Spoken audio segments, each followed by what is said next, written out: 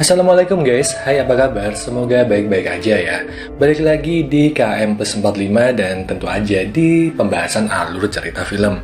Nah, kali ini aku mau ngebahas alur cerita dari film yang berjudul Pintu Terlarang.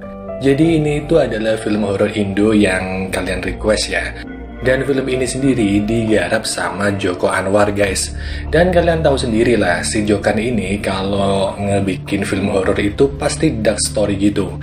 Kayak Perempuan Tanah Jahanam, Modus Anomali, ataupun Pengabdi Setan. Nah, si Pintu Terlarang ini juga dark story gitu guys. Tapi yang bikin menarik adalah plot twist di akhir filmnya itu yang bikin gregetan ya, karena nggak ketebak sama sekali.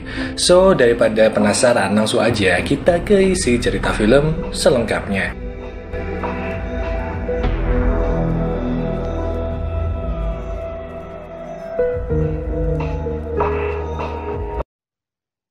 Cerita dimulai dengan diperlihatkan seorang pematung sukses bernama Gambir.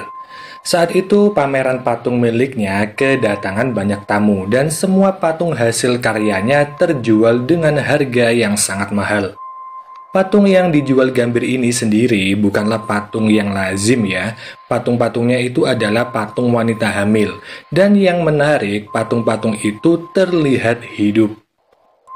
Di sini Gambir juga memiliki istri yang cantik bernama Talida. Terlihat juga kedua sahabatnya Gambir yaitu Rio dan Dandung. Ada juga pemilik galeri yaitu Koh Jimmy. Tapi di balik kesuksesannya seperti ada yang ngeganjel gitu di hatinya Gambir. Gambir ini merasa jijik dengan dirinya sendiri. Tapi di sini Talida selalu mengingatkan Gambir bahwa jalan yang ditempuhnya dalam meraih kesuksesan adalah jalan yang benar. Keesokan harinya terlihat ibunya Gambir yang berkunjung ke rumah. Ibunya Gambir ini sangat menantikan seorang cucu guys. Tapi Gambir dan Talida belum juga mempunyai anak. Dan saat sarapan ini tiba-tiba bel rumah berbunyi. Dan saat Gambir melihat keluar gak ada seorang pun di sana. Yang ada hanya tulisan, "Tolong saya." Terus kita bakal dibawa flashback beberapa tahun yang lalu, tepatnya saat Gambir dan Talida masih pacaran. Saat itu Talida hamil, dan tentu aja dia nggak mau hamil di luar nikah.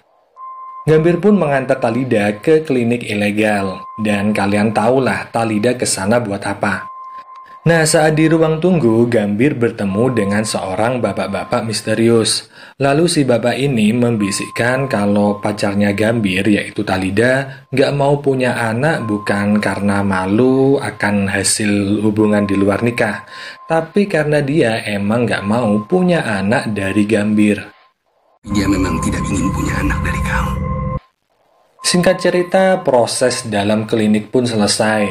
Gambir lalu membawa Talida ke workshop miliknya. Di sini saat melihat patung wanita hamil, Talida meminta Gambir untuk memasukkan hasil operasi dari klinik tadi ke dalam patungnya. Oke, jadi awalnya Gambir itu menolak ya guys, tapi akhirnya dia memasukkan barang itu juga. Yang lalu beberapa hari kemudian Koh Jimmy datang dan melihat kalau patung itu sangat luar biasa. Dan alhasil Talida pun bekerja sama dengan klinik ilegal untuk menyediakan barang hasil operasi untuk dimasukkan ke dalam patung. Dan mulai dari sini tuh guys, Gambir jadi sukses karena patung mahakaryanya laku keras. Dan pada akhirnya Gambir dan juga Talida ini menikah. Balik ke masa sekarang ya, Gambir merasa sangat berdosa karena terus-terusan ngebuat patung dengan cara tersebut. Bahkan dia sampai bertengkar nih sama Talida, karena Talida pengen kalau Gambir terus-terusan membuat patung wanita hamil. Lemah.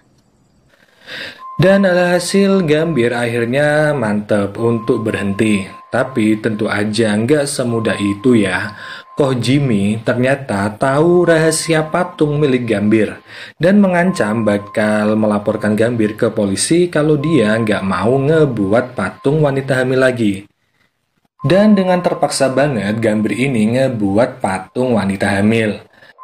Nah, saat ngebuat patung ini, Gambir tanpa sengaja menemukan pintu misterius di balik lemari. Tapi saat akan dibuka, Gambir, jangan buka. Talida mencegahnya.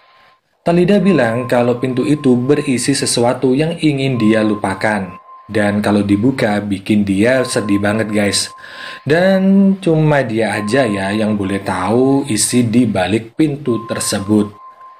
Karena sayang banget sama istrinya ini, Gambir pun menuruti apa katanya Talida. Dan pintu itu ditutup oleh lukisan bergambar mata satu. Nah, singkat cerita, teror mistis kembali terjadi nih sama si Gambir. Dia ngelihat tulisan "tolong saya".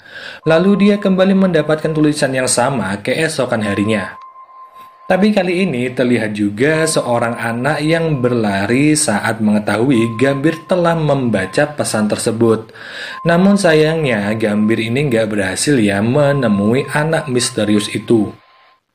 Dan keesokannya Gambir kembali melihat tulisan "tolong saya", yang kemudian dia menemukan kata Hirosase di dalam tulisan itu.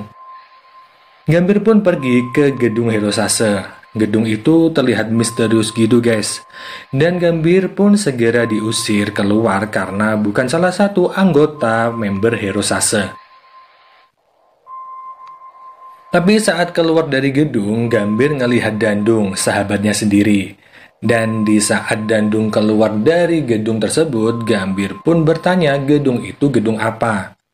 Dandung sebenarnya nggak mau ngasih tahu, karena menganggap kalau Gambir itu terlalu lemah buat jadi anggota Hirosase. Tapi setelah memaksa, akhirnya Dandung mengajak Gambir untuk menjadi anggota Hirosase. Di Hirosase ini, Gambir dipertemukan oleh manajer di sana, yaitu Bu Mona. Dan hanya ada satu peraturan di Hirosase, yaitu tidak boleh ada pertanyaan. Terus Gambir ini disuruh naik ke lantai atas dan masuk ke sebuah ruangan. Di sana ada TV dan ada buku menu yang bertuliskan nama-nama orang. Setelah TV dinyalain, terlihat video-video random dari beberapa orang yang aneh. Ya isinya macam-macam sih guys, pokoknya aneh-aneh aja gitu. Sampai-sampai si Gambir ini merasa nggak enak ya ngelihatnya. Dan saat akan pergi nggak sengaja remote TV-nya jatuh. Yang kemudian saluran channelnya berganti ke anak misterius yang menemui Gambir. Terlihat anak itu babak belur karena sering dihajar sama orang tuanya. Gambir pun menanyakan sama si Dandung tentang Hirosase. Dan di sini kita bisa tahu ya kalau Hirosase adalah tempat untuk menonton kehidupan orang secara random. Mereka memasang CCTV di rumah orang-orang tersebut tanpa sepengetahuan mereka. Dan para member di Hirosase dapat menikmati tontonan yang lain daripada yang lain. Gambir juga menanyakan perihal anak misterius tersebut, tapi si Dandung ini menyuruh Gambir untuk nggak peduli akan hal tersebut. Singkat cerita, hari pamerannya Gambir pun tiba. Gambir yang masih kepikiran akan anak tersebut kembali ke Hirosase dan ngelihat channel anak misterius itu. Terlihat anak itu udah babak belur parah nih guys. Dan mungkin aja dia nggak bakal lama lagi ya hidupnya. Tapi sebelumnya si anak ini menempelkan tangannya ke kamera yang lalu dia mengambil pisau. Anak itu kemudian menghabisi kedua orang tuanya dan terus menghabisi dirinya sendiri.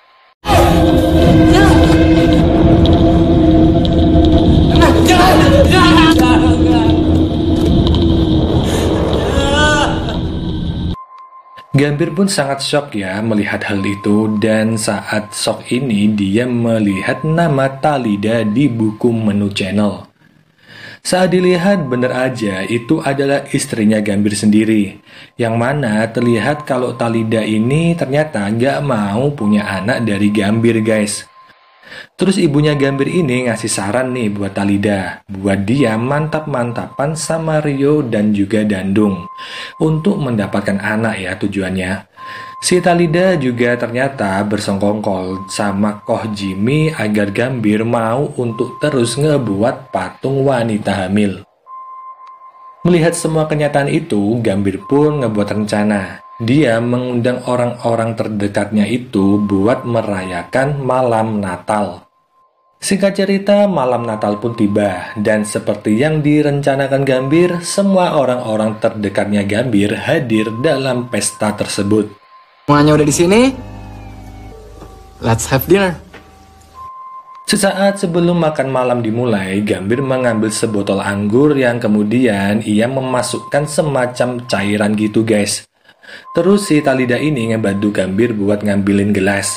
Dan saat udah di meja makan, Gambir menuangkan anggur ke gelas mereka semua yang hadir saat itu. Sebelum meminum anggur, Gambir mengucapkan terima kasih pada mereka semua. Karena kalau bukan karena mereka, Gambir nggak bakal sesukses sekarang. Setelah itu mereka pun cheers. Dan saat udah meminum anggur itu, tubuh mereka menjadi kaku. Gambir pun ngejelasin kalau anggur itu udah dikasih racun, namanya Devil Speed. Tapi mereka nggak bakal mati ya karena racun itu. Mereka cuma bakal kaku tapi bisa ngelihat dan juga mendengar. Dan itu pun juga cuma 10 menit.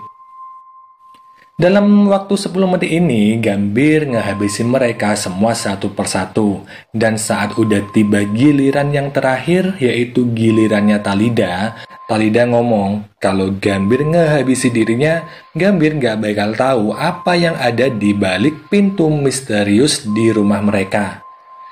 Tapi di sini Gambir nggak peduli dan akhirnya Talida pun mati. Setelah semua itu, Gambir tetap kepikiran akan pintu tersebut. Dan ia pun membuka pintu itu secara paksa. Dan betapa terkejutnya Gambir saat dia tahu kalau yang ada di balik pintu itu adalah ruangan di mana si anak misterius tinggal. Ia pun mendapati mayat dari anak itu dan kedua orang tuanya. Yang lalu, Kamu gagal lagi, Gambir. Kamu gagal menyelamatkan kita. setelah itu, dia mendengar suara wanita yang memanggil-manggil nama Gambir.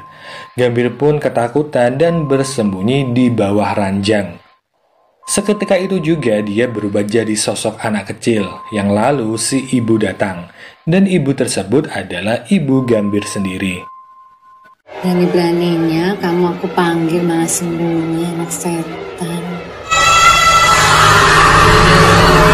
Selanjutnya kita bakal diperlihatkan Gambir dewasa di sebuah rumah sakit jiwa khusus. Dia ada di situ karena telah menghabisi kedua orang tuanya sendiri di umur 8 tahun. Itu semua karena kedua orang tuanya sering menghajar dirinya. Terlihat juga seorang reporter cewek yang sering mengunjungi Gambir dan suka memberikan majalah buat Gambir baca. Sedangkan sosok Dandung dan Rio terlihat sebagai petugas rumah sakit jiwa tersebut. Rumah sakit jiwa itu sendiri bernama Hirosase dan film ini pun berakhir. Oke guys, jadi aku jelasin dulu ya ending di dalam film ini. Jadi ternyata apa yang kita lihat di dalam film ini itu cuma delusi dari Gambir, seorang penderita penyakit jiwa. Sedangkan tokoh-tokoh di dalam delusinya adalah orang-orang di sekitarnya dia guys, yang sering dia lihat di rumah sakit jiwa. Terus kenapa ya dia ngebayangin jadi pematung? Itu karena dia ngebaca majalah tentang karya seni patung yang diberi sama reporter cewek itu. Tapi film ini belum bener-bener selesai ya guys. Di akhir kita bakal ngelihat seorang pria yang sedang melakukan pengakuan dosa di sebuah gereja. Dan setelah keluar, pria itu adalah si John dalam film Modus Anomali.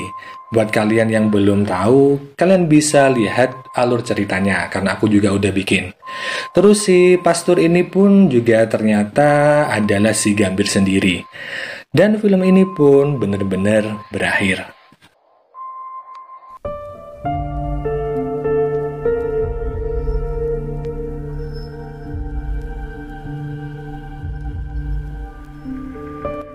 Jadi itu tadi adalah seluruh alur cerita dari film Pintu Terlarang.